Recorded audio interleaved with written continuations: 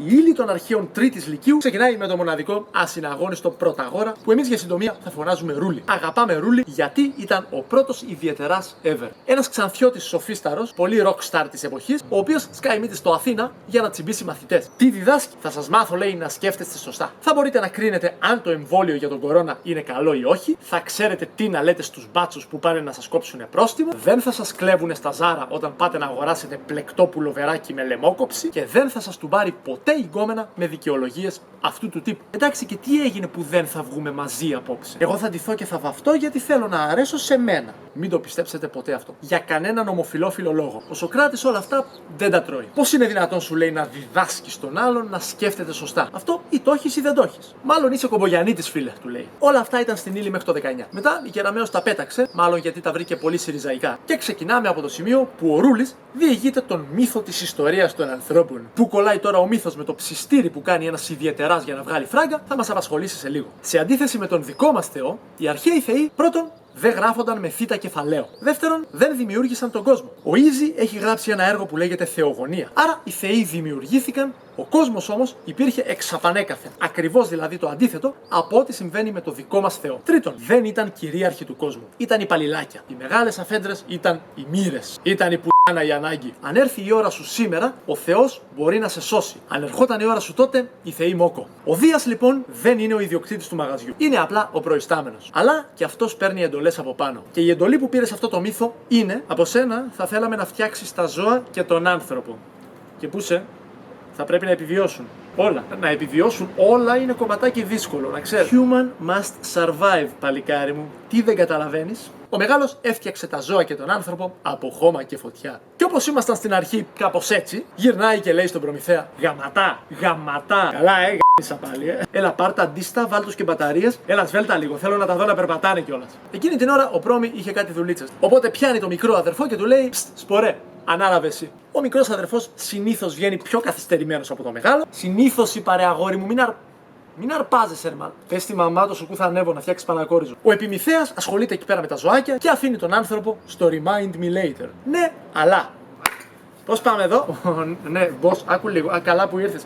Κοίτα, επειδή τον αφήσαμε για λίγο πριν το κλείσιμο. Τι μαλακία κάνατε πάλι, για πες? Δεν τίποτα. Απλά μας τέλειωσαν τα νύχια, μας τέλειωσαν και τα μαλλιά. Ποια νύχια, ρε? Ποια μαλλιά? Ρε μαλάκα, τι η έκες θητικής τελείωσες? Ωραία, ρε boss, ο μπρος σου είναι ο μπρος σου, το κολόβισμα βέβαια. Τώρα είναι ο μπρος σου, τις άλλες ήταν η Πανφόρα. Γενικά, εσύ αγωνάκι μου δεν φταίς ποτέ, έτσι όλο κάποιος άλλος φταίει. Ο Πρόμη δεν μπορούσε να αφήσει τον άνθρωπο ξεβράκωτο στα γκούρια. Ανέβηκε στον Όλυμπο και έκανε αυτό που ήξερε καλά. Κλόπη. Βούτυξε από το μεγάλο όλα τα manual, τα εγχειρίδια με τις οδηγίες, φτιάξ' το μόνο σου, συνταγές μαγειρικής, τα πάντα όλα. Και τα έδωσε στον άνθρωπο. Αλλά τα manual δεν είναι νύχια, δεν είναι τρίχωμα. Τα νύχια και το τρίχωμα τα έχεις, τα χρησιμοποιείς, τελείωσε. Τη γνώση για να τη χρησιμοποιήσεις πρέπει να βρέξεις κόλλο. Το να έχεις, ας πούμε, τις συνταγές του Άκη Πετρετζίκη δεν αρκεί για να σε χορτάσει. Πρέπει και να κάτσεις να μαγειρέψεις. Συνεπώς, αν σε ρωτήσουν ποια είναι η θέση του ανθρώπου ανάμεσα στα άλλα ζώα, θα πεις: έμεινε τελευταίος, άρα έμεινε αστόλιστος, άρα ήταν με την πλάτη στον τοίχο. Άρα αναγκάστηκε να βρει μια λύση, άρα αναγκάστηκε να σκεφτεί, άρα έμαθε να σκέφτεται. Η π***άνα η ανάγκη. Γι' αυτό ακριβώς ο Ρούλης είχε τέτοιο γκαϊλέ να μας πει το μύθο. Αφού ο άνθρωπος έμαθε να σκέφτεται, πάει να πει ότι η σκέψη διδάσκεται. Άρα, κύριε Σωκράτη,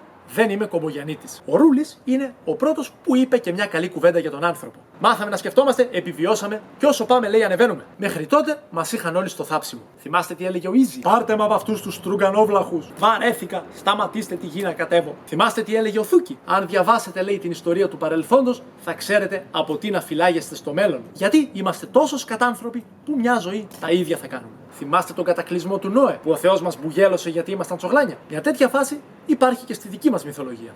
Και γενικά, μέχρι το Ρούλι, όλοι οι μύθοι έλεγαν ότι οι άνθρωποι είμαστε τσογλάνια του κερατά. Και όσο πάμε, γινόμαστε και χειρότεροι. Ντροπιάζουμε τους καλούς θεούς. Με πρώτο και καλύτερο τσογλάνι, τον Αλυταρά τον Προμηθέα. Που αν και Τιτάνας έπαιξε μπάλα με τη φανέλα των ανθρώπων κόντρα στους καλούς θεούς. Στο μύθο του Ρούλι, το focus φεύγει από τους καλούς θεούς και πάει στον άνθρωπα. Και από εκεί που ήμασταν κομπάρσι, ξαφνικά γίναμε ο Ίτζανες Καμίγια. Και ο Πρόμη, από κλεφτρόνι του κερατά, ξαφνικά είναι ένας τίμιος υπαλληλάκος των θεών. Για να δούμε λίγο τι μας έφερε από τον Όλυμπο ο Πρόμη ο Ντιλιβεράς. Έντεχνος σοφία, έμπειρος τέχνη. Ποια είναι η διαφορά τους? Η έντεχνος σοφία είναι σοφία. Σοφία. Το επαναλαμβάνω, σοφία. Έχει μέσα πράξη και θεωρία. Η έμπειρος τέχνη είναι μόνο η πράξη. Η έντεχνος περιέχει την έμπειρο. Η διαφορά τους είναι αυτή ανάμεσα σε ενιαίο λύκειο και σε ΕΠΑΛ. Έντεχνο σοφία έχει ο πολιτικός μηχανικός. Εμπειροτέχνη έχει ο Μπόμπο Μάστορας. Προσοχή! Ο ανθρώπινος πολιτισμός είναι ακόμα στο στάδιο του τεχνικού πολιτισμού. Σκέτη θεωρία χωρίς πράξη ακόμα δεν υπάρχει. Αν δεν βάζεις χεράκια, δεν υπάρχει. Ανθρωπιστικές επιστήμες ακόμα δεν υπάρχουν. Ούτε φιλοσοφία, ούτε φιλολογία, ούτε ποίηση. Η γλώσσα και τα θρησκευτικά είναι ο κατώτερος πνευματικός πολιτισμός και θα έρθει αμέσως παρακάτω. Τι υπάρχει τώρα? Η γλυπτική, η μεταλλουργία, η γεωργία και η ιατρική. Γιατί τότε η ιατρική δεν σήμαινε πάρε 2 τεπών και καθάρισες. Η ιατρική σήμαινε νήμα και πόρτα. Χεράκια. Και αφού φτάσαμε στην έμπειρο τέχνη, ας πούμε και 2 λόγια για τη φουφού. Είναι αυτή που μας συνδέει με τους θεούς. Γιατί θεοί την κατήχαν, Θεός την έκλεψε, τους θεούς αναγνωρίσαμε κι εμείς όταν την πήραμε. Ωραία φίλε. Thanks.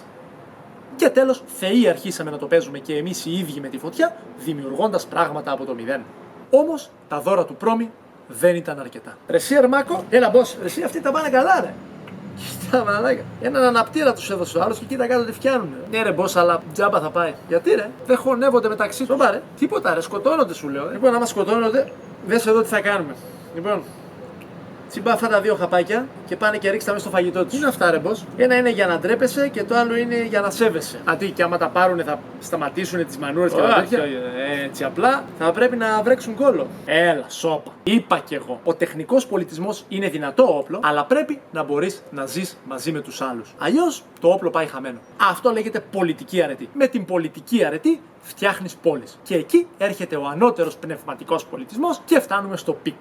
Τα 2 χαπάκια του μεγάλου λέγονται εδώς και δίκη. Η συνταγή είναι απλή. Πολιτική αρετή ίσον εδώς συν δίκη συν βρέχο κόλλο. Για να δούμε λίγο τα 2 χαπάκια του μεγάλου. Μνημονική τεχνική άκεφος. Αίσθημα. Εδώ ντροπής, εδώ δικαιοσύνης. Κώδικας. Εδώ ηθικής, εδώ δικαίου. Επιθυμίες που συγκράτησε. Εδώ τον παρορμητισμό, εδώ την πλεονεξία προς τρίτους. Φόβος. Εδώ είναι φόβος για το κακό γενικά, εδώ είναι φόβος για την παράβαση. Πού οδήγησε? Εδώ οδήγησε σε μια αυτοσυγκράτηση. Εδώ οδήγησε στο σεβασμό στους άλλους. Συνοπτικά, η εδώς είναι μια ηθική συνείδηση, ενώ η δίκη είναι η επιβολή της τάξης. Όπως βλέπεις, στην εδώ όλα είναι ατομικά. Τα αισθάνεσαι ακόμα κι αν είσαι μόνος σου πάνω στη γη. Στη δίκη, ό,τι αισθάνεσαι αφορά τη σχέση σου με τους άλλους. Όλα αφορούν τη διάδραση. Εντάξει, όσο να πεις, υπάρχει διαφορά. Ο Πρόμη είναι υπαλληλάκος. Με τα δώρα του υπαλληλάκου δεν βγαίνεις. Ενώ με τα δώρα του προϊσταμένου βγαίνεις και κάνεις και ζωάρα. Επίσης, ο υπαλληλάκος για να μπορέσει να σου κάνει δώρο, συνήθως πρέπει να βάλει λίγο χέρι στο ταμείο. Ενώ ο προϊστάμενος είναι πολύ large τύπος. Το κοινό του στοιχείο βέβαια είναι ότι για να σου κάνει δωράκια είτε ο προϊστάμενος είτε ο υπαλληλάκος,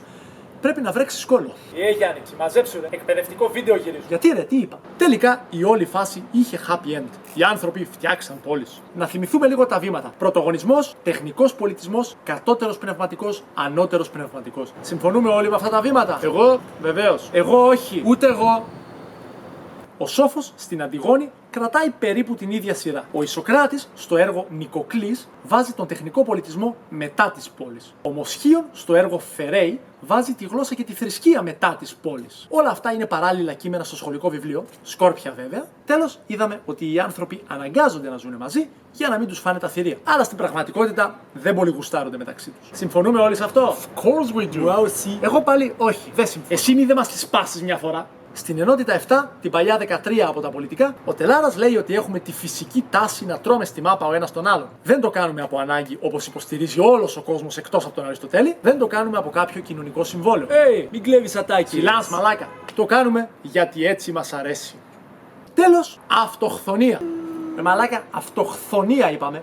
Οι άνθρωποι πιστεύουν ότι το να είσαι ο πιο παλιός σου δίνει δίκιο. Όχι εμείς ήμασταν πρώτοι εδώ, όχι εσείς ήρθατε δεύτεροι, κάτι τέτοια. Υπήρχαν βέβαια και άλλοι που καμάρωναν ότι οι φιλοί τους είναι όχι οι παλιότεροι, αλλά οι νεότεροι. Άρα το πιο εξελιγμένο μοντέλο και άρα έπρεπε να δώσουν πούλο σε όλα τα υπόλοιπα. Anyway, αυτά τα ατυπού συνθεοί γης ένδων που λέει στην ενότητα 4 εννοούν την αυτοχθονία. Υπάρχουν πολλά παράλληλα κείμενα στο βιβλίο που μπορεί να πέσουν σαν άσκηση σύγκρισης. Ο Θούκης στον επιτάφιο βάζει τους Αθηναίους να καμαρώνουν που είναι ντόπιοι και όχι εισαγόμενοι σαν τους Σπαρτιάτες. Ο Αθηναίος βασιλιάς Ερεχθέας γεννήθηκε, λέει, από το σπέρμα του Ηφαίστου που έπεσε στην Αττική όταν εκείνος κυνηγούσε την Αθηνά να της τον ακουμπήσει. Οι Θηβαίοι επίσης το καμάρωναν που φύτρωσαν μέσα από τη γη όταν ο Κάδμος φύτεψε τα δόντια του δράκου που είχε σκοτώσει και βγήκαν από μέσα άνθρωποι. Το ότι ο Κάδμος βέβαια ήταν Σύριος πρόσφυγας από τη Φινίκη το κάνανε γαργάρα. Χαιρέτα μου τον Πλάτωνα.